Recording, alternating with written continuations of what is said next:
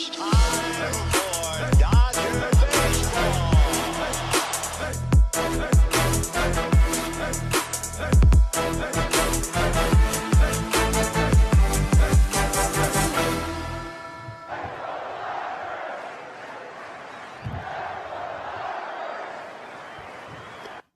What's going on, Dodgers Nation? D-Mac here. Welcome to another episode of the Dodgers Nation Postgame Show. Thanks for rocking with us after the Dodgers get the dub over the Snakes by a final score of 5-2. The Dodgers, they get the win tonight in Arizona. Dustin May, he was fantastic once again. He follows up his gem in his first start. We went 7 scoreless with another fantastic outing. He held the D-back scoreless through 5 innings. He had retired 9 straight before giving up a run there in the 6th inning. We're going to break down all the action, but the Dodgers, they get the win. And hey, what I tell you back in November, go check the tape. I looked right at that camera on Blue Heaven, and I said that Dustin May would be an all-star this season. I said that he would have a similar rise that Tony Gonsolin had last year, and I feel really good about that after 2 starts because he was mesmerizing once again. He was fantastic, and we're going to break down his entire outing because this version of Dustin May is the same as the version of Dustin May that we've seen in the past. He is even better, but we're going to get to that. We're going to get to the Dodgers offense. We're going to talk about this shaky bullpen. The Dodgers bullpen is shaky right now. Alex Vesia, he's struggling with command. Phil Bigford, how about high leverage Phil Bigford there facing the meat of the Diamondbacks order there in the 8th inning. We're going to talk about that. We're going to break it all down. But first, let me know where you represent Dodgers Nation from. Give me those cities and zip codes. Actually, no zip codes, no zip codes, no area codes. Just give me cities from now on. I'm never going to ask for the area codes or anything like that. But if you get the comment of the night, we're going to break out some new features, but if you get that comment of the night, you're going to see one of these. You win. If you give me a fire take, you're going to see one of these. Fire take. And we have a new segment we're introducing tonight. We're debuting the Dodger Dog of the Night. Which Dodger had the most dog? And if you see that, we're going to get one of these. Dodger Dog of the Game. All right, sweet. So got some new segments here, but first let's jump into these comments and break it all down. But the Dodgers, they get the dub over the D-backs by a final score of 5-2. The Dodgers improved to 5-2 on the year. And this Dodgers offense, they did enough to get 1 in the 2nd, 2 in the 3rd. They get 1 in the 6th and 1 in the 7th. So 5 runs on 7 hits for the Dodgers tonight. But let's get right into this comment section here. We got Robert Loya from YouTube, from La Puente. We got King Yellowman with the fire emojis. You want a fire take there? We got Rody97, Tacoma, Washington, King Yellowman, LFG LA with the wave emoji. We got Matthew Martinez. Dustin May looks solid. Definitely an uptick this season. Yeah, what were your thoughts on Dustin May? Throw out your grades for D May, because I'm telling you, this year is the year of Dustin Mania, and he was fantastic once again. And so far this season, he has looked like an ace. He has not only looked like an all-star, he looks like, through 2 starts, he could be a Cy Young contender. We'll see if he can continue at this pace. Hasn't pitched over 100 innings in a season at the big league level. The most he's ever thrown professionally, even in the minor leagues, was around 141 innings. So we're going to monitor that pitch count all season. But so far, 13 innings for Dustin May. He's allowed 1 run on 5 hits. He's had 9 punch outs to 3 walks. Has a .69 ERA, giggity, and a .62 whip. So he's been fantastic, and he's been exactly what this Dodgers rotation needed. A guy that has that stuff that plays up, that dominant stuff. You're seeing him locate that 4-seam fastball elevated up in the zone. You're seeing that cutter with that nice tight break to it. Like I always say, his stuff moves more than a military family, but also the command has been pristine. He's also been able to get ground ball outs when he needs them. But let's get into your grades for Dustin May. We're going to start with him, and we're going to break down his start. We're going to talk about this Dodgers bullpen because it definitely is a concern at this point. Alex Vesia, he definitely has looked rocky early on. He's struggling to keep his fastball out of the meat of the plate. But we got Harbor City in the house. We got San Ramon, ACDC Freak. We got Bigford was dotting those corners. That's from Orlando over on YouTube. Yeah, I noticed that too. The way he was touching 97 on the corner, just painting like that, it was beautiful. He was also working it up in the zone, too. So he did a really nice job there in the 8th inning. Phil Bickford, he allowed that leadoff double to Marte, and then he comes back, and Marte ends up at third after a wild pitch from Bickford. So, yeah, I mean, he just kind of yanked one there during that at-bat. And I was thinking, okay, they could make things interesting. And then on a 3-2 count to Gurriel wouldn't hold up on that slider out in the way of the zone, and that goes for the first out. Then 3-2 pitch, he gets Walker swinging for the third out, four-seam fastball inside. That's a perfect pitch right there. And he had touched 97 4 times in his career, and he did it multiple times in his appearance today. So 96 up and in, 97 on the outside corner. Phil Bickford, I was very impressed for him. I'm going to give him a B+ for Bickford today. But let me know down below. We got, here we go. Here's my comments. We got plus Bickford was so clutch. Yeah, Andrew Phillips. Let's go ahead and give Phil Bickford the first edition. The Phil Billy, Thin Thor, Diet Thor. Let's give Phil Bickford the first version of the Dodger Dog of the Night. How do you guys feel about that? He's my Dodger Dog of the Night, Mr. Phil Bickford. Dodger Dog of the Game. You got that dog in him. X-Dog off the charts. Vesia is killing us. We're going to talk about Vesia too. Gonsolin too early last year. That's from BC. Mr. Seabad. D-May is awesome, baby, with a capital A. That's your grade for Dustin Mania. We need some help in the pen. That's from Norman Rowe over on YouTube. Yeah, reinforcements will be on the way. You just need Daniel Hudson, who he definitely has not made the progress they had hoped he would make early on this season. It's really a lower body situation. So from that standpoint, you do feel good that the arm is nothing to do with the arm, and that would be a bigger issue, but he's still rehabbing from that ACL and his numbness, and he really needs to get back on track and really get back for this Dodgers team because he's pivotal. He is crucial. They need a closer in that spot that can go out there and get the lion's share of the saves. And I thought it was very interesting today because it felt like we saw a reverse of what we saw last week where it seemed like they were holding Evan Phillips earlier and then they were holding him later. And then today you have Evan Phillips. He comes in facing the bottom third of the lineup to get the save at the end. And you have Phil Bickford, that high leverage situation, not even high leverage, but still, I mean, you have him as your 8th inning guy, so it does appear like they are leading towards giving Evan Phillips those save opportunities late in the game, and he appears to be that guy early on this season. Justin Lamas, A-, needs more strikeouts. Yeah, so that's the thing.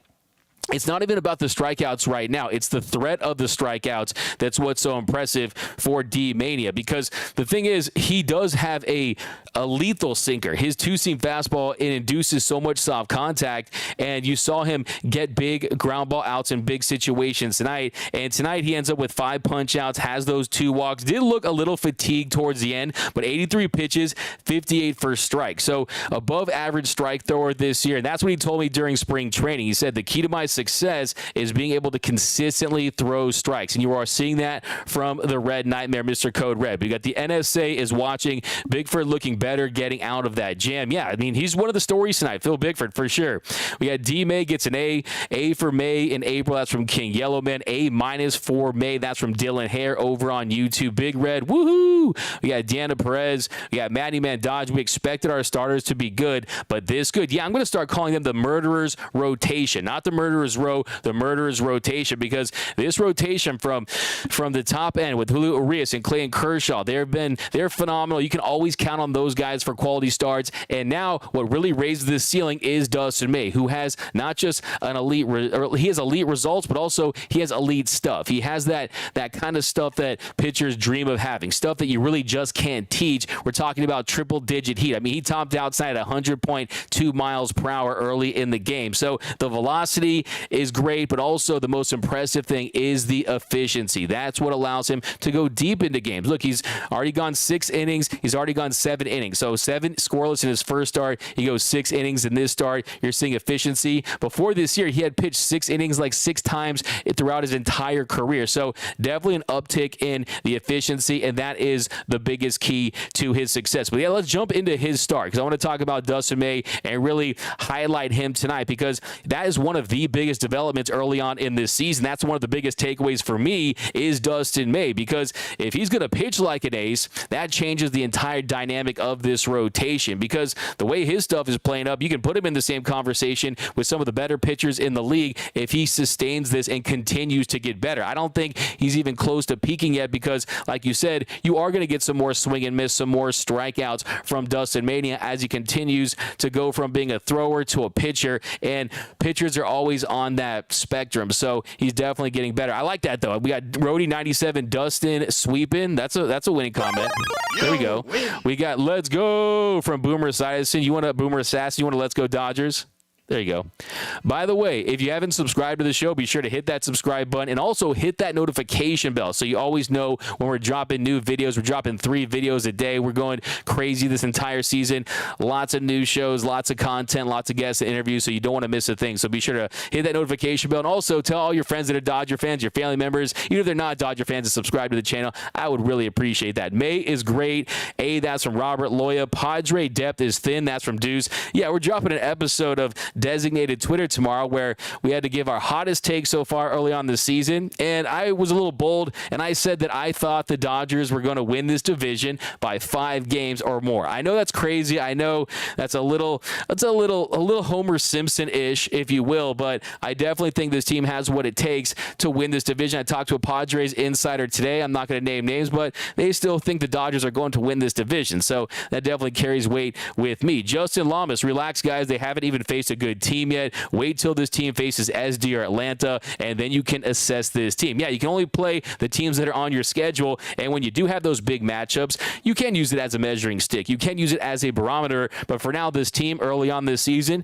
trying to break out some young rookies. James Outman, who was fantastic again tonight. I think you saw him get 2 hits. You saw him get one to the left side and one to the right side, pulling the ball, hitting the ball hard, 107 miles per hour off the bat. You saw the speed even on the play where he didn't beat the throw, so he's doing well still. JD Martinez, you're seeing the slug pick up from him. You're seeing Max Muncy and Chris Taylor have positive nights, so this lineup is still trying to build chemistry. So yeah, I think that this schedule, the way it's laid out and presented to them, I think it actually works in their favor. But J Kid, hey D-Mac, when are you going to say Max Muncy set the bar so low that any third baseman would be an improvement like you do with Bellinger? I think, well, that the difference there is that, I mean, Max Muncy is a guy who even last season, yeah, he was barely below average at the plate. Cody Bellinger was well below average at the plate. He was at 83 WRC plus. He was 17% below average. And also we know that Max Muncy, towards the end of the season, he picked up his performance. In the postseason, he played well. Defensively, I think tonight you saw, even on the ground ball that went to Chris Taylor that was pretty much 20 feet away from him, he kind of gets in front of it like he's going to make the play. He definitely has to settle down a little bit, take a deep breath at third base, but he's comfortable playing that position, and defensively he's going to continue to get better there with more reps, and he's starting to really turn things around at the plate as well. So yeah, I think that, to me, I don't compare Max Muncy and Cody Bellinger at this stage of their careers, because Bellinger, he's been bad for multiple years, and that's not an opinion, that's just a fact. And I love Cody Bellinger. I wish him nothing but the best, and I wish Cody Bellinger would 10 straight MVPs and make it to the All-Star game for the rest of his career. But unfortunately, I bring my facts to the fight. The numbers indicate that he's fallen off quite a bit since that shoulder surgery. But yeah, I'm hoping nothing but the best for Bellinger. But I don't put him in the same category as Max Muncy, because the thing about Max Muncy, he can still impact the game.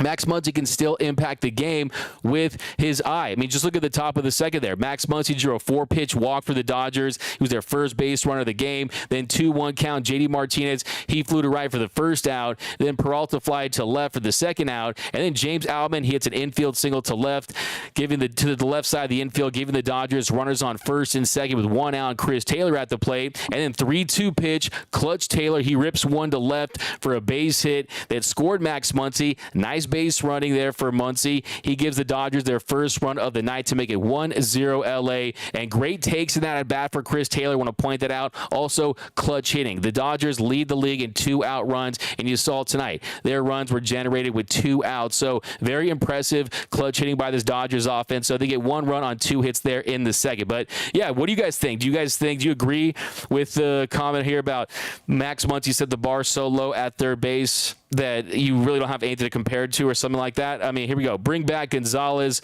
We got, AC/DC freak. We'll see. I mean, the Dodgers, they're looking a little thin, a little single-ply toilet paper thin for lefty relievers at the moment. But I will caution you, I will be a little optimistic here and caution some of the doomsday Dodgers with the fact that Alex Vesia is going to have to adjust to the pitch clock. Also, you're going to need to see him improve that command, and I think we saw during stretches last season, he struggled with that, and then when he fixed that, he was lights out for a very long stretch of time. So he'll settle down. He still has the stuff. It's just a matter of really harnessing it and really adjusting, because look, last year in all of Major League Baseball, his time in between pitches was the 8th longest at 24.8 seconds. So that is going to be an adjustment. He told me that himself. So, yeah, we're just wait and see, be a little patient with him. And yeah, but Vigon, if he can prove himself down at the minor league level, and Vesia and Ferguson, maybe they struggle or some guy goes down with an injury, I would like to see if Victor Gonzalez can get it done at the big league level once again. Do you think Vesia will snap out of it? That's from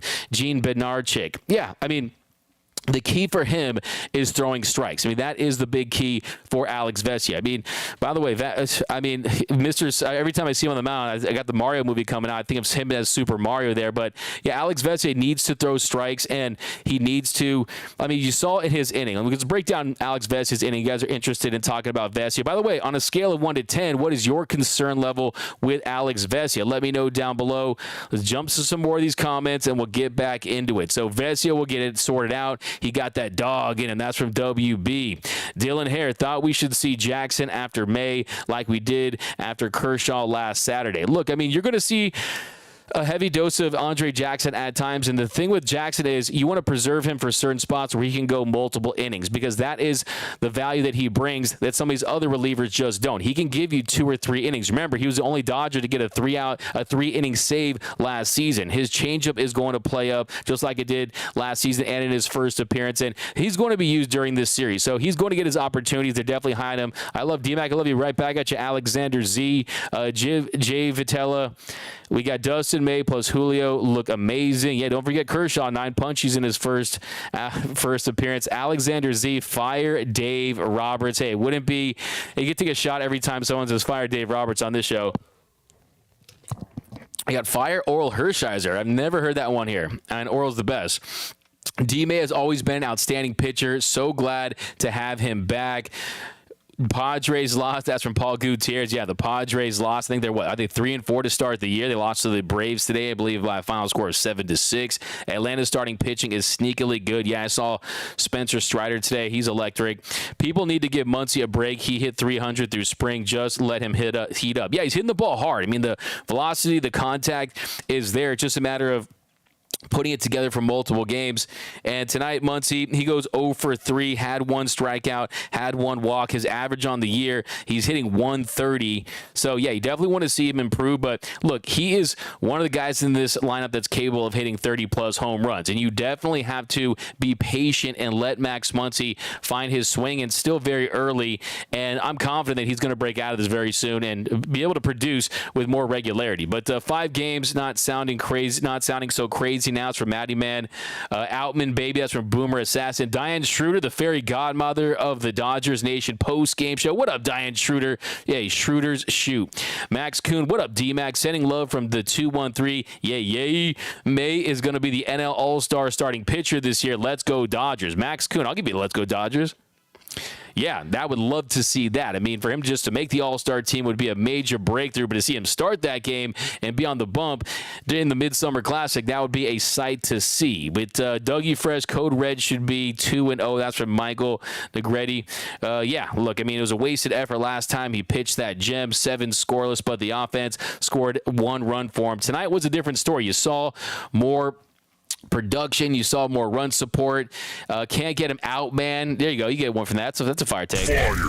My brother Evan Phillips is doing great. What up, Andrew Phillips? I didn't know your brother. Are you really Evan Phillips' brother? I mean, you might be. Are you Dr. Phils? Are you Fireman Phillips, the Honey Buns brother? Outman is a linebacker. Lawrence Taylor, good. Yeah, Boomer Assassin. Yeah, what more can you say about James Outman as far as the start that he's had so far this season? He has just looked the part. He's looked confident. He's looked mature. I think some of his pitch recognition, his ability to lay off of breaking stuff inside and outside has been impressive to me. But Mookie's ABs have been terrible. 3 strikeouts tonight. He's chasing a lot. Orlando, yeah, I'm glad you brought that up because that's something that I've noticed as well is Mookie, that's very uncharacteristic for him. And one of those strikeouts, of course, was on a pitch that was outside. So, but still, 2 strikeouts for Mookie Betts. And you're right, he is offering at pitches outside. They are pitching on the outer half of the plate. And tonight, Mookie, he goes 0 for 4 with those 3 punch outs. So, yeah, goes down swinging. And that's why I think you're seeing him. The one thing that comes to mind is I'm trying to pay close attention to that bat speed because he did gain 9 to 10 pounds of muscle. You heard Joe Davis talk about it during the broadcast. He added a lot of muscle, and he's yoked. I mean, just look at him in Kevin Hart's YouTube video where they're in the ice baths. Mookie is yoked. He's Mookie buff this season, and maybe you lose a little bat speed. You get used to the bat speed with that extra muscle because that is something that hitters tend to adjust to. And I think, look, you see Mookie Betts, we'll see. I mean, I think it's still early in the season for him, too. We've seen him get off to slow starts, but give Muncy 10 more games to pick things up. Outman is out of this world.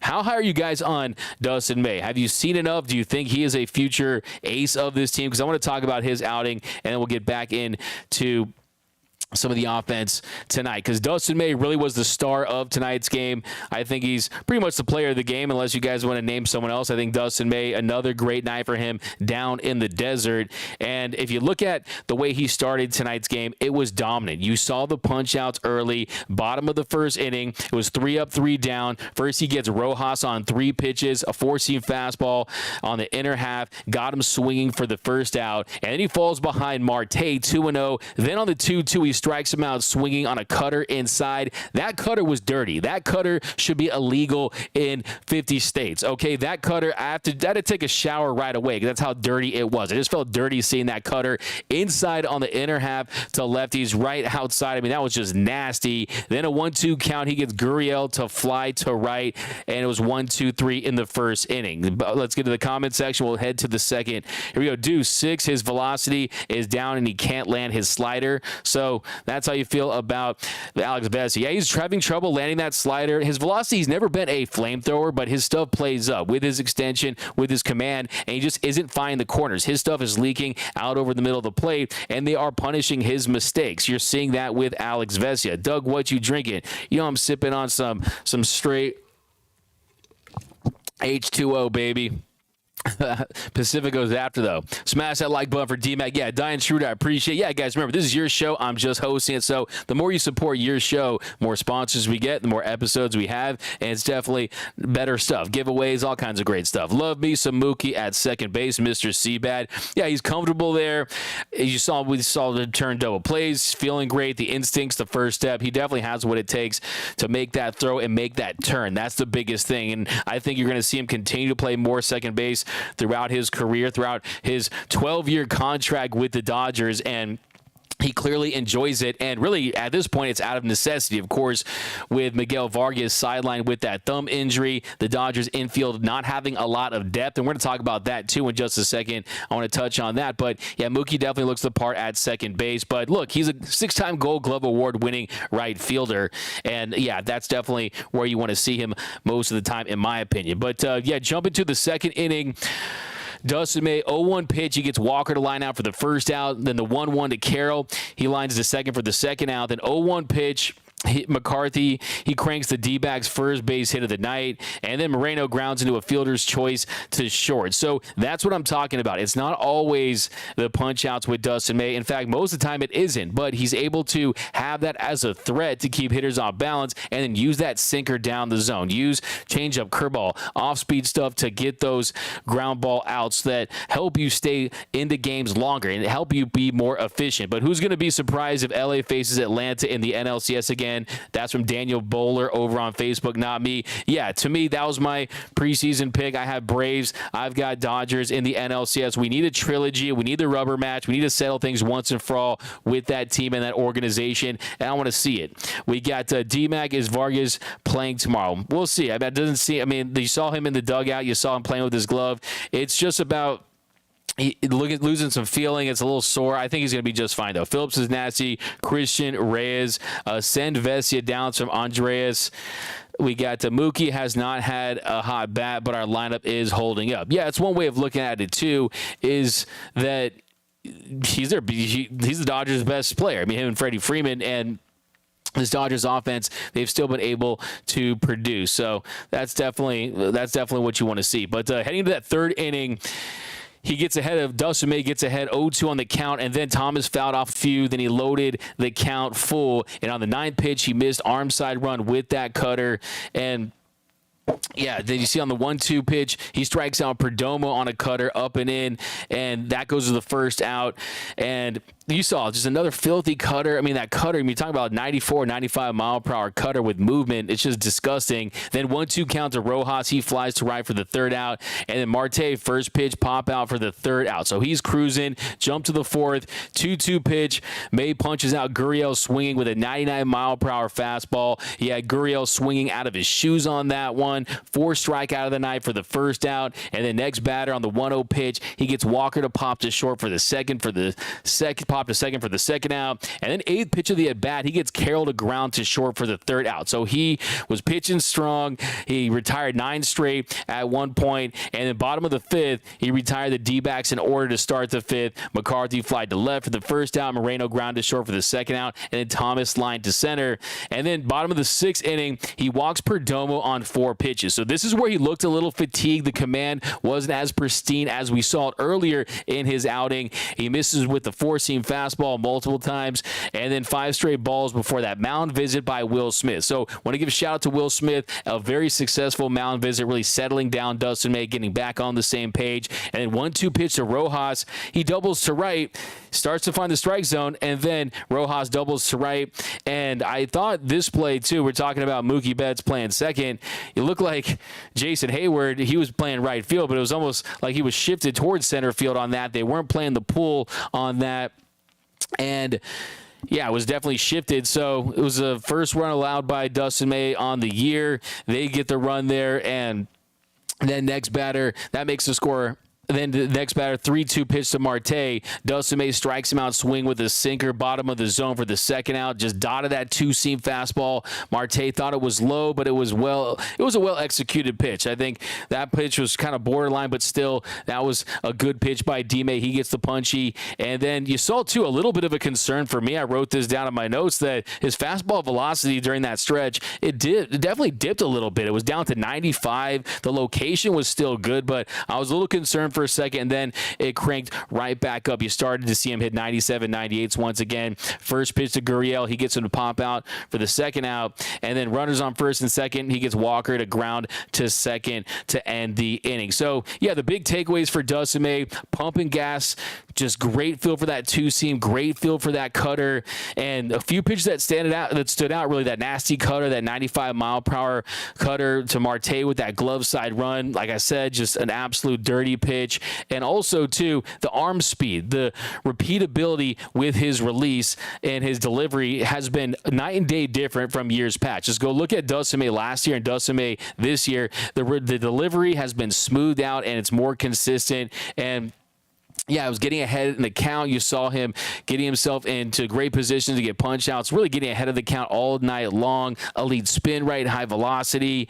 And yeah, I mean, he was just fantastic. I think Dustin May, he gets an A from me. I'm giving A to Dustin May on the night. But let's jump back to this comment section, because I think one of the early big concerns for me is the Dodgers bullpen. The Dodgers bullpen, they're a little rickety, okay? They're a little shaky at this point.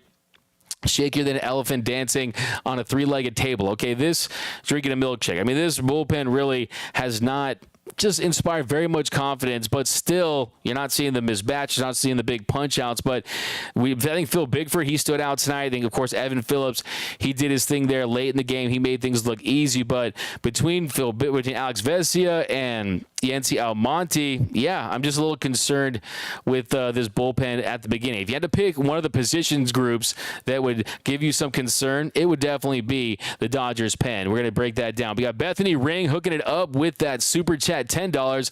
Paired character jumping up and down saying, #1 fan. Oh, appreciate you, Bethany. Bring Gagne on your show. Welcome to the jungle, Daniel Bowler. Maybe I'll get Gagne. Who do you guys want to see me try to get for an interview? Code Red is Code Crazy. That's from Craig23. I'll be at the game again tomorrow, then heading to San Francisco to see them also. That's from Maya Mari. Who do you think we trade for Ohtani? Tyler, we'll talk about that later. Let's break down this game if you want to talk about that. I definitely will give you thoughts on that because it's tough for me to avoid that conversation. We got Mookie Flex. We got Mookie Flex from Mookie over on YouTube. I like that one. I like that. Mookie Flex. We got thanks for always bringing that content, D-Mac. That is from NS. I appreciate you, NS. Yeah, thanks for rocking with us, guys, all season long. We got Dustin is the ace of the Dodgers' future. How do you guys feel about that? Because you have Bobby Miller, you have Gavin Stone, Walker Buehler is still young. They could still, of course, Julio Urias, 27. I mean, they could sign him, and he could be the Dodgers' ace for many years. Dustin Maniac, there we go. Christian Reyes, Dustin Maniac. Yeah, they got the Out Maniacs and the Dustin Maniacs. We got Bellinger is batting 200 with 1 homer. Yeah, I mean, look, it's going to take some time for Cody Bellinger, but look, I mean, I told you back in November. I mean, literally, if you go back and watch in November, when people wanted to keep Cody Bellinger, when they didn't want to non-tender him, what I say? I said, you could get Cody Bellinger for $17+ million less in James Outman, except he's a better hitter, and he's also a good fielder and a good defender himself. So to me, it was a no-brainer, and so far, it's really early on. We're less than 1% through the season, but to me, there's no question about it. I mean, James Outman, to me, it's like that meme with the upgrade key. It's Cody Bellinger, pound the upgrade key, and it's James Outman. I think James Outman, he has a shorter, more compact swing. I think he's not going to fall into the same amount of slumps and have those dry spells because look, Cody Bellinger's swing has been broken for quite some time, and he just hasn't made the necessary adjustments to be able to hit high velocity pitching up in the zone, to hit breaking balls away. I mean, he's so vulnerable at the plate, and pitchers attack him in his same problem areas, and it's been the same story. It's been a broken record belly for quite some time now. And we got Elise Feldman asking, how is Justin Turner doing? Well, based on the pictures that he posted, that his face is doing much better, even though he got hit and had to have all those stitches. No, he's doing much better. Numbers-wise, I mean, he's hitting .280, has an OPS of 758. He's 7 for 25, but 1 double, 1 extra base hit. And I love me some JT. I feel very confident that he'll end up being the manager of the Dodgers one day, sometime way down the line. But for now, and what I said in the offseason is I like JD Martinez in the middle of this lineup for what the Dodgers need, because 1 extra base hit for JD Martinez, you've seen him hit 3 doubles. You've seen him hit a home run. Yes, the average is at 231. It's not what JT's is, but I think you're going to see the slugging improve. And I think also in the postseason, he has a 987 postseason OPS, whereas Justin Turner, he's 6 for his last 47 for the Dodgers in the postseason. So he struggled in October. He's looked overmatched. So I think that's where the Dodgers are going to be fine from that respect. I think they're rolling the dice with JD in LA. But yeah, we're going to get to the offensive side too. We're going to continue to talk about this Dodgers pen. We got happy for Bickford with a huge 8th inning. Yeah, Diane Schroeder, we broke that one down. And yeah, you got to feel good for Phil Bickford. The velocity was up. The way he was painting corners, I was impressed. I want to give him a paintbrush out there, the way he was doing it. And you also saw him facing the middle of that Diamondbacks offense. So that's something to take away from that too. Are they looking at Phil Bickford as a guy that is not the end of your bullpen, not a guy that you need as a mop-up guy in low leverage situations? Do they think that, hey, maybe in a bounce back year where he's a rubber arm, maybe the Phil Billy, the thin Thor, can go out there and be used in high leverage situations? I mean, it was definitely an impressive night for Phil Bickford. What do you guys give him for your grade? I'm going to give Phil Bickford, the way he battled out of that. The way he battled, I mean, let's look at it one more time. I'm a pretty tough grader, I have to admit. But, yeah, the way he battled out of that, I mean, he allowed that leadoff double to Marte, and then he threw that wild pitch, and Marte ended up at third.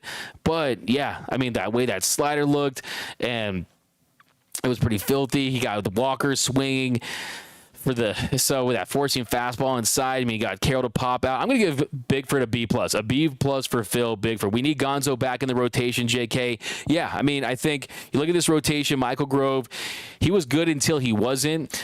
We have Ryan Pepio, who they think they caught it early with the oblique injury, but those tend to linger. Those are trickier injuries. So, yeah, I think it's still early on for Gavin Stone, who looked much better in his second start down there in AAA. We know Bobby Miller is ways away. So, yeah, having Tony Gonsolin back to this rotation that has looked outstanding to begin the season, you're talking about a rotation that I saw Fangraphs, I saw MLB.com, all these prognosticators, all these experts out there. They had the Dodgers as like the number 10 or 11th rotation in baseball. I'm like, are you kidding me? You look at the studs, look at the star power in this lineup now. I think it was tough for them to look into the future. I think that's tough for some people to do and kind of envision what this rotation was capable of. And I think Dustin May is showing how high the ceiling could be. We got May was a stud before his injury. That's from GhostCat69. Yeah, before he was injured there back on May Day in 2021, he was really emerging as a star. I mean, you're talking about a spin rate off the charts. You're talking about a strikeout rate that was over 37%. So, yeah, I mean, that was really the peak Dustin May as far as the strikeouts and the swing and miss, and I'm hoping he can get back there. Will Smith smacking the ball, D-Mac. Christian Reyes, that's a fire take. Let's finish him. Finish him. I'll give you a fire take, too. Fire take. We got Roberts loves Vesia. Too much fire, Roberts. David, Doug, are you going to give Rochester, New York some love or what? Yeah, how about all the love in the world goes out to Rochester, New York, rocking with us here at 1:32 in the morning, New York time. So, yeah, absolutely, you get love here. Evan Phillips is a stud. That's from Diane Schroeder. D-Mac, can I get a shout-out? You're the best. Daniel Reyes. What up, Daniel Reyes? Just shout-out. All the baseball journalists think Ohtani's coming to L.A. BC. Get Ohtani on the show. LOL. I'd be stroking. That'd be my dream guest. I'll tell you that right here. Maybe Ohtani, Sandy Koufax. Those would be two of my dream guests for sure on this show.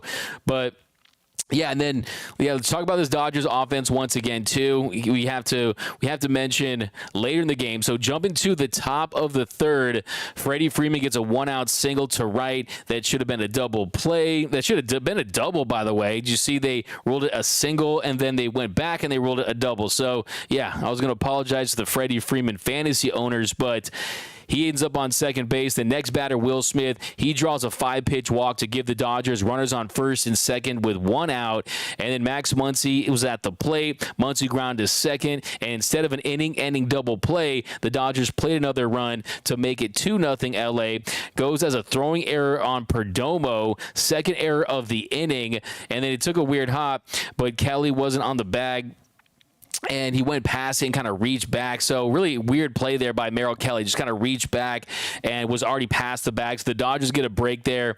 So that was an error charge on the throw and just really bad positioning by Merrill Kelly. But the Dodgers took advantage in a tough error by Perdomo. So just a bad play all around for the Diamondbacks. So the Dodgers capitalized. Next batter, J.D. Martinez ripped a double to left that went past Carroll. Max Muncy scored, and that gave the Dodgers an early 3-0 lead. 5th RBI for J.D. Martinez. So good base running for Max Muncy. Nice piece of hitting there by J.D. Martinez. And like I said, that is what you're looking for J.D. Gets thrown out there trying to stretch it, but still, the slug is there. They need a run producer. They need a guy that can generate offense. And at this stage of his career, I trust J.D. Martinez to hit more doubles and home runs than I do Justin Turner, who his bat to ball definitely is better, and he's going to probably get more base hits and singles. But what this team needs, they need an infusion of slug, and that's what J.D. Just Dingers provide. So 2 runs on 2 hits in the inning in the top of the third. Then jumping to the top of the 6th, Will Smith. By the way,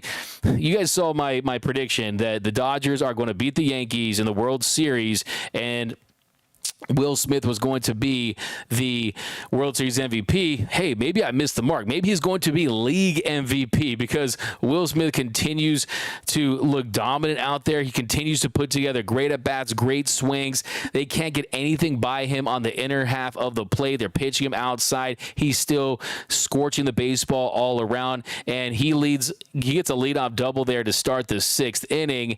And now Will Smith on the season, He's just been outstanding. A 1377 OPS, 3 home runs, 10 RBIs, just 2 strikeouts in 23 at-bats. He's 9-for-23. So start that Will Smith MVP campaign already. So he gets that leadoff double, and then Max Muncy, he strikes out on a changeup away. Not a great at-bat there by Muncy. We saw a little too much chasing in this game, and I think that is one thing that if you want to poke a hole, if you want to spot the pimple on a model for this team so far, I think that you're talking about the bullpen. I also think if you're looking at the offense, some of the boomer busts, and also some of the expanding of the strike zone. But let's jump into more of these comments. Miss JT, but our young boys look great. Jade, that's from Craig23. JD needs to stop running to third. LOL. Yeah, Kevin Uhas. He had really no chance on that one, man. He got caught by a long shot. He had no chance. They gunned him down. But Bonnie says, D-Mac, Dodgers did good. I miss our guys that have left, but now the Dodgers have to be ready to play and practice more on their batting. Go Dodgers. There you go. How about go Dodgers for you?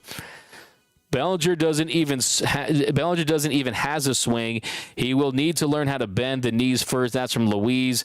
We got Bicky is looking much better than last year. That's from Boomer Assassin. BC, it's not like baseball has a salary cap like the NFL. BC, yeah, I mean, I think really don't want to go too far down that rabbit hole, but really what it comes down to is penalties, and do you want to continue to go into those upper thresholds? We're having to pay a 50% surcharge. We're having to pay way upwards of the entire salary cap, and most teams, they don't want to get burned continuously. But yeah, I mean, there really is no salary cap. I mean, for Stephen Cohen, he's going to continue to spend, and the Dodgers, a team that makes so much money, that really dominates this league as far as the way that they use their dollar, but also they invest a lot internally to get prospects to develop and become stars. Yeah, they're going to be able to be big spenders. But C+, that is for Phil Bigford. We got Necro 99. Belly's hitting 200, but he got 3 singles yesterday and has a 3-run home run. That's it. Yeah, look, he's going to continue to hopefully. I mean, look, they paid over $17 million. I think it's kind of funny that you look at that switch right there, where the Chicago Cubs, they wanted nothing to do with Jason Hayward, and they're paying him just under $22 million to basically play for the Dodgers this year. He's on a league minimum contract with the Dodgers, which is around $720,000. And the Dodgers, they non-tender Belly, who signs for over $17 million with the Cubs, and the Dodgers have Outman and Jason Hayward, and then you factor in they're basically paying, the Cubs are paying like just over $38 million for Bellinger and the rest of Hayward's contract, while the Dodgers are paying less than $2 million for Bellinger, for Outman and Hayward. So it's a pretty insane deal if they have great seasons for the Dodgers. So yeah, I mean, it's funny how the Dodgers spend a lot of money, but you also can point to a lot of these value deals and a lot of these steals, all these bargains that they've found along the way. But I'm giving big for an A- from Diane Schroeder. Ohtani, the one player that I'd happily go all in for. Yeah, I mean, he's a generational talent. He's a once-in-a-sport talent. Only question is, how long can he be a designated hitter and a pitcher at the same time? If you could guarantee me 6, 7, 8 years of Ohtani as an ace level starting pitcher, that's a top 5 pitcher in the game, that can miss bats, that has a lethal splitter, triple digit heat, and a 40 home run guy, he's essentially Luis Castillo combined with Matt Olson, DeGrom, a healthy DeGrom really combined with elite Matt Olson. So yeah, I mean, Vladdy Guerrero, I mean, he's a fantastic player, but totally agree at the end of the day, it's only a matter if the New York Mets overpays everybody by about $100 million for Ohtani or not. So yeah, Max Muncy, let's finish this 6th inning, leadoff double there by Will Smith. Muncy strikes out for the first out. Then JD Martinez, very interesting here. JD Martinez, he gets a free ball on the pitch clock violation, and then he draws a walk a few pitches later to give the Dodgers runners on first and second with 1 out. And then Peralta, he grounds into a fielder's choice to second. They get JD at second, and Smith advances to third. So now we have 2 outs in that inning. I just wanted to point out, too, David Peralta, not the best homecoming for David Peralta. He ends up going tonight. He goes 0 for 4 with 1 strikeout. By the way, they're booing David Peralta, Mr. Choo-choo train. Well, I want to give him credit for hustling down the line. The fact that he was running down that line, he beats out that throw, he extends the inning, and then next batter up, 3-1 count to James Outman. Outman ropes a single to right for a 2-out RBI, pulled it sharply, and You saw singles to all fields today. Peralta hustling down that line, like I said, to beat out that throw. It led to another run. The Dodgers increased their lead to 4-0, and they're now undefeated when they've scored 4 more runs this season. They improved to 4-0 on the year when they've scored 4 or more runs in a game. And the next batter, CT3, flies out for the 3rd out. So 1 run on 2 hits there in the 6th inning, and then jumping to the top of the 7th, the Dodgers add another run on a 2-2 pitch, 4-seam fastball. Then at the top of the 7th, Freddie Freeman at the plate, 2-2 pitch, 4-seam fastball away, and Fredericks of Hollywood, Freddie franchise, he hits his first home run of the season to give the Dodgers a 5-1 lead, 92 miles per hour, up and out of the zone. Great 2-strike approach there. You saw the bat pass stay level through the zone, and he hit it out, and that's why he's such a great hitter, because he doesn't chase home runs. He chases good at bats. He puts good swings on balls, and good things happen because he hits the ball hard. So, yeah, if you're a coach out there, if you're a parent who has a kid that wants to be a baseball player, I would say look at Freddie Freeman's swing. Look at the way he goes about his work. So the Dodgers at another run, and then, yeah, really what it came down to was the inning there with Alex Vesia, and we'll talk about that. But let's jump back in the comments section, guys. KC sucks so bad. Okay, got bad hepatitis. See you later. What would you give up for a rental for Ohtani for this playoff run? Most I'd give up is probably like Cartaya, Vivas, Nastrini. Yeah, I think at this point you can't give up Gavin Stone. I think he's the guy that has the lot. I mean, look, you're talking about Shohei Ohtani. The reality is, if the Angels called the Dodgers and said Shohei Ohtani is available for Bobby Miller and Diego Cartaya and Nastrini, Vivas, some of these guys you're mentioning, if that came with the understanding that Shohei Ohtani would extend, would sign a $500 to $600 million deal, I think there's no question the Dodgers just would do that, because that is a player that you go all in for. Some players you say, yes, you don't want to sell the farm. You definitely want to sustain this winning if you're the Dodgers, and you do that by continuing to water the seeds down there and have them emerge and have them produce under cheap, controllable talent for years. But this is Shohei Ohtani we're talking about. I think that Artie Moreno rather set his grandma on fire than trade him to the Dodgers. That's just the thing I think. I think the Dodgers are a team that he detests. There's no secret. It's no secret. Make no mistake about it. So, yeah, I do think that Shohei Ohtani to the Dodgers would be a beautiful thing. But what's the most I would give up? I really do think I would unload. I think with Bobby Miller, he's a guy who, depending on who you talk to, he has the potential to be a ace, number 1 or number 2, or he could end up in the bullpen. So the point I'm trying to make is there is a little bit of sell high with Bobby Miller, and I think it could be Bobby's world. I think it could be Miller time, but I also think, too, there is a universe where Bobby Miller doesn't reach that potential. Because, look, the reality is 70% of prospects, they don't work out. That's not a number I just made up. That's just a pure fact. More than 70% of prospects don't end up having impact on their big league club, but still, when you sell prospects, you don't have a lot of capital to make future deals, and you want to keep that capital, and you don't want to end up like the San Diego Padres, who are really going all in. But at the same token, it's all about winning the World Series. So to answer your question, I would unload a lot of the top 5 prospects. I would say maybe 3 or 4, 3 to 5 of them if it meant Shohei Ohtani. But I also think, too, there is a world where the Angels would consider some big league talent that we've seen that's currently on the big league roster. So I do think you could mix it up a little bit if you do want to keep some of those prospects in your system. But yeah, the Dodgers' new celebration looks stupid.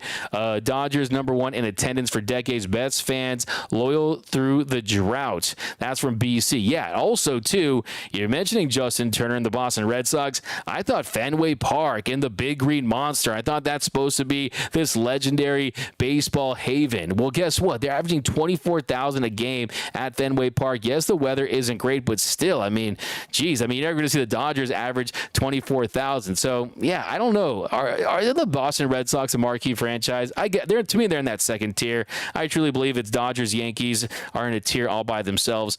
Cubs got robbed. He's worth half of that. That's from BC. Smitty Rocks, that's from Daniel Bowler. Exactly, hepatized. Dodgers killing it with 2 outs and runners on. Yeah, we talked about that earlier.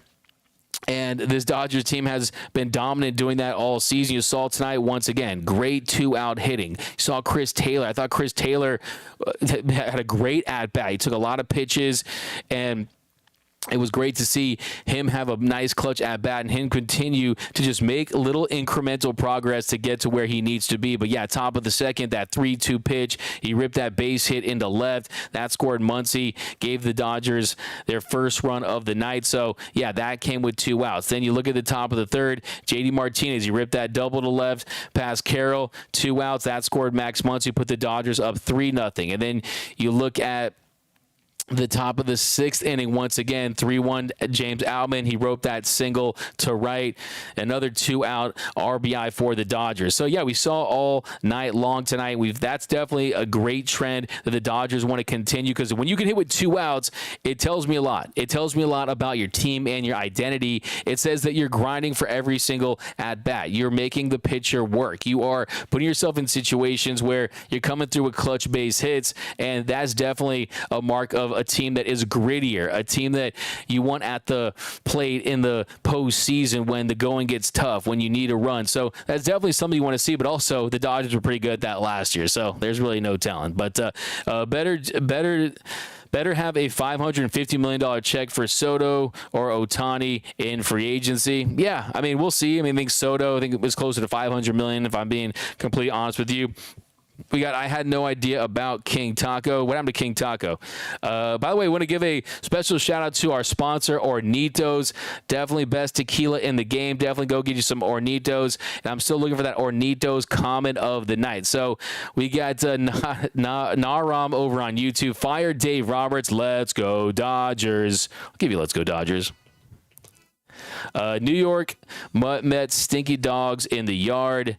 You don't want to get Ohtani if he gets injured. You lose a pitcher and a fielder. That's from David Machado. Look, you run that risk with every pitcher, every player, every hitter. That just comes with the territory. Yes, that's a lot to invest in one player, and if he does get injured, it's definitely going to cost you. And yeah, I see your point there, and I agree that it's more costly because he plays multiple positions. But look, I think there's just certain players that come around, not just every 50 years, not every 100 years. He literally is a once-in-a-sport player. You can't even put him in the same conversation as Babe Ruth. You know why? Babe Ruth, he was pitching and he was hitting. He did it for 2 weeks. He said, I can't do this. I can't sustain what I do at the plate with what I can do on the mound. I have to pick one or the other. So Babe Ruth, back then, playing against inferior talent compared to today's players, didn't even want to do it. So what Shohei Ohtani has been able to do is truly unprecedented. That is the reality.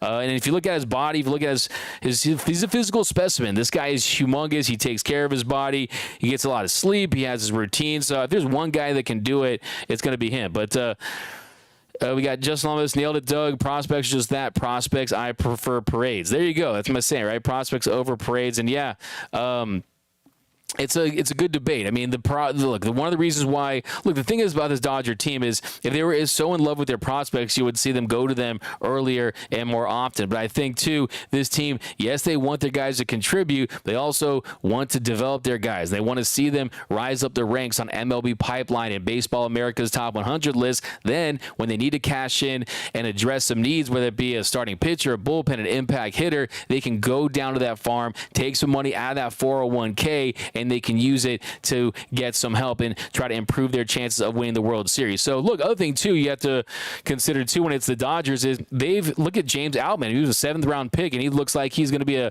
Rookie of the Year candidate. So, the point I'm trying to make there is, yes, you have elite prospects that are going to be able to help this team for years, but also don't underestimate the Dodgers' ability to find guys in later rounds. I mean, look at Gavin Stone.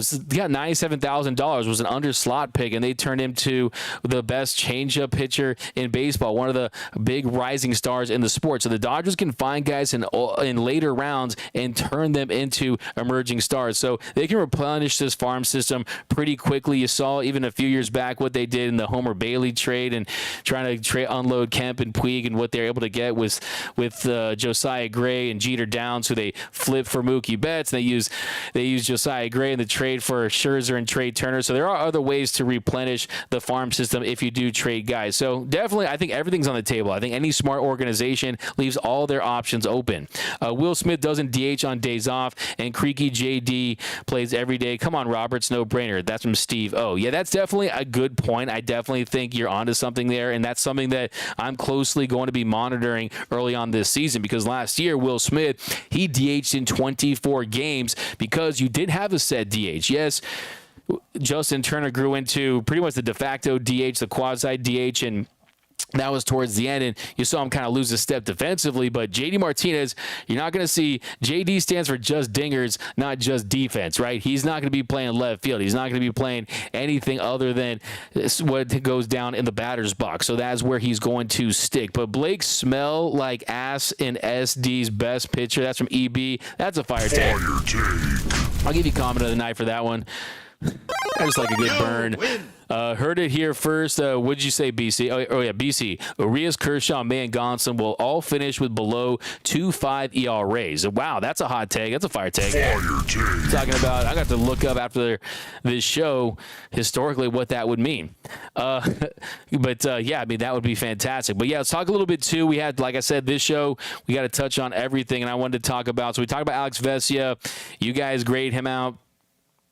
Another division title for the Dodgers. Doug, is from David. Yeah, I got them winning the division, winning 97 games this season. That was my preseason prediction. But I went very bold on the recent episode of Designated Twitter, where I said they would win the division by 5 games. They would beat the Padres by 5 games in the division. So that's pretty bold.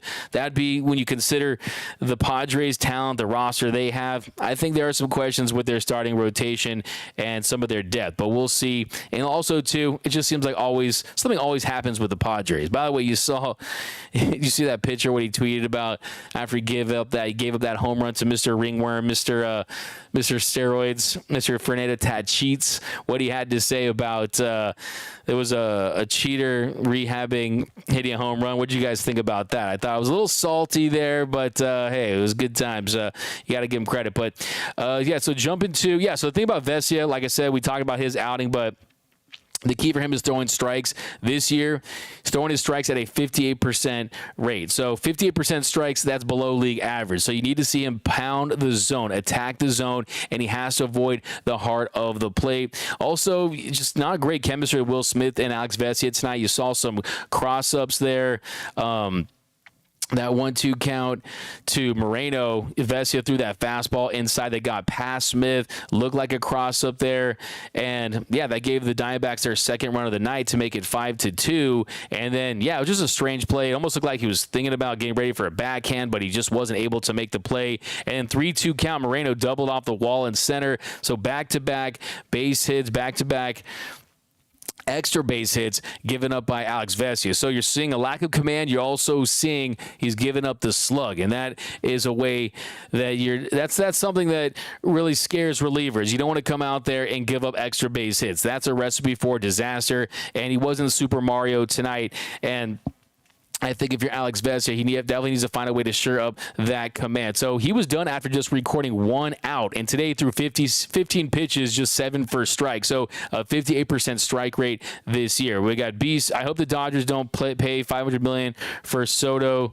That's from EB. We got Joshua. I just don't believe the Dodgers are going to be able to sign and trade and re-sign a top Boris client. Maybe he has it out for them. I don't know. Yeah, I mean, the Dodgers, hey, they did the deal with JD Martinez, right? So all's well. It was a 1-year deal, so I wouldn't get too excited. But yeah, it definitely is. It's not. People always think, is it the Scott Boras personally? No, Scott Boras, he knows the Dodgers. He has a relationship with this team. You see him behind home plate a lot of times during the season. You'll see him catching games. But look, it's more of that Scott Boras is the best agent in the game, who has some of the best players in the game, and he gets them the most money. So that's really where it starts and ends with the Dodgers, is they're not going to just give everyone these big $300+ million contracts. It just so happened, look, if Mookie Betts was a Scott Boras client, I think they still get Mookie Betts because they wanted Mookie Betts. They believed in Mookie Betts, not just as a player, but when you considered his age at 27, when you considered his marketability, the fact that he is on track to be a Hall of Famer one day, and he's going to be wearing that Dodgers hat when he gets to Cooperstown, all those things play a factor. So, yeah, it just so happened that he wasn't a Boras client. Then Freddie Freeman, he wasn't either. They gave him a $162 million deal deal, which was pretty much top of the market for what Freddie Freeman was being offered by other teams as far as years and money. So it just really depends on the player. If it's the right player with Scott Boras, I think they'll be able to get a deal done. But I don't think that Juan Soto is a player the Dodgers would be interested in giving $500 million to. But I think Ohtani is one they would consider it. Then Yency Almonte comes in relief of Alex Vesia there in that 7th inning. And then Kyle Lewis pinch hitting for Thomas. 2-0 count. He gets him to ground to third. Then Moreno, he advances to third on the play. And then he issues a 2-out walk to Perdomo to give the D-backs runners on first and third with 2 outs. And then the 0-1 to Rojas, he crushes a foul ball that had the distance, but it goes foul. So I don't know if your heart stopped right there, but that one gave me some anxiety for sure, because it looked like that had a chance to go out, and a hooks foul, and he would live to see another pitch. So that would have tied the game there, but next pitch, he gets him to fly to center for the 3rd out. So even Yency Almonte, who had a rough appearance to start the year, he has looked a little better, but he's another guy that needs to tighten his command as well. So this bullpen, they definitely look a little disjointed.